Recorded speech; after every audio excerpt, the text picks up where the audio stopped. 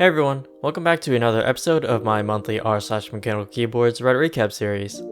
If this is your first time watching one of these videos, basically every month I look through the top posts on RMK, pick out my favorites, and then share them with all of you guys. In the last video I only picked out builds, so this time around I decided to vary the posts a little bit more, and I found some other things I thought you guys might enjoy. You'll be able to find links to all the posts I mentioned down in the description, and with that, let's go ahead and take a look at our first post.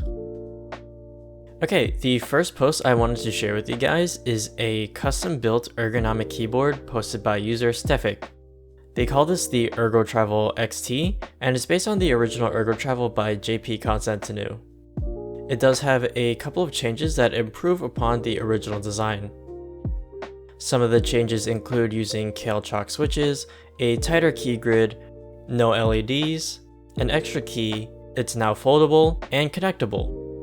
As you can see in this video, these changes really help to improve the design of the original keyboard, especially being able to take both halves and fold them together for easy travel, and being able to connect them in the middle without the need of an extra wire.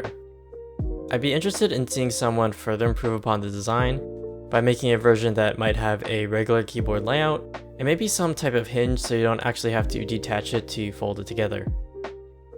I thought this is a super fun little project to share, and I really like seeing people experiment with custom electronics. The next post is titled The Wide Load by user PlipWorks. This keyboard is based on a 3-year-old render by user Salt Slam.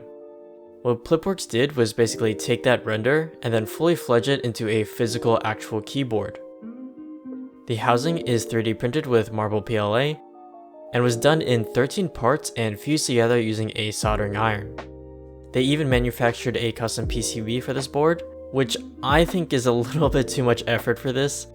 To me, hand wiring is the easier option when it comes to making a custom keyboard case or keyboard layout, so going the extra mile and actually making a custom PCB is definitely extra credit.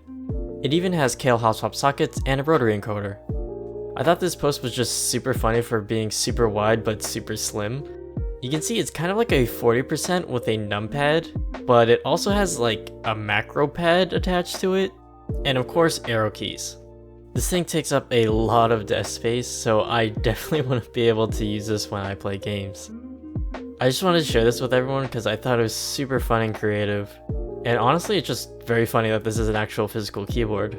Great work with it. If you enjoyed the video so far, remember to like and subscribe. I'll be doing this series at least until the end of the year, and at 10,000 subscribers, I'll be making a Discord server. Thanks for supporting the channel, and let's move on to the next post.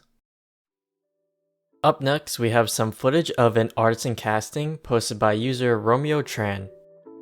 Specifically, this is the process for casting the Hogwig artisan keycap from Zycap. I actually learned who they were from this post, and taking a look at their Instagram, they definitely have a lot of cool fun artisans to choose from. They're just super fun and colorful, and I really like them a lot. Okay, let's go ahead and watch some of the artisan crafting process.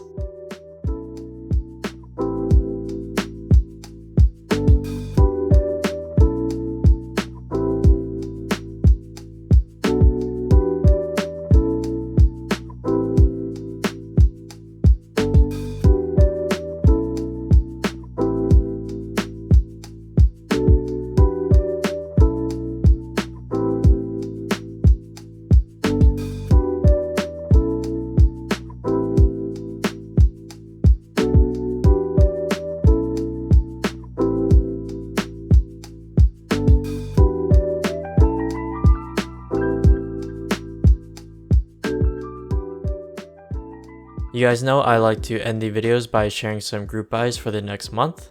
This time around I wanted to share some group buys that were actually posted on RMK. First off, I want to share with you guys the Ivyworks AV4. I found this keyboard from this post by user Throne. I thought that the underglow of this looked crazy good. Honestly, I think this is the best use of lighting on a keyboard I've ever seen. You can see into the case, you can see the plate, you can see the screws. The light bleeds out and it diffuses really nicely around the keyboard. The light is so bright and abundant, it just looks so good. This group buy is currently active from April 16th to May 15th. If you guys are fans of out-style layouts and keyboard lighting, this is a no-brainer to pick up. The price of this keyboard is $215 US and comes in a couple of different configurations. Again, I just have to emphasize that this is one of the coolest uses of keyboard lighting that I've ever seen. As for another group buy I thought was worth sharing this month, if you've been on Twitter recently, I'm sure you've seen some of these articles for the Mode Sonnet.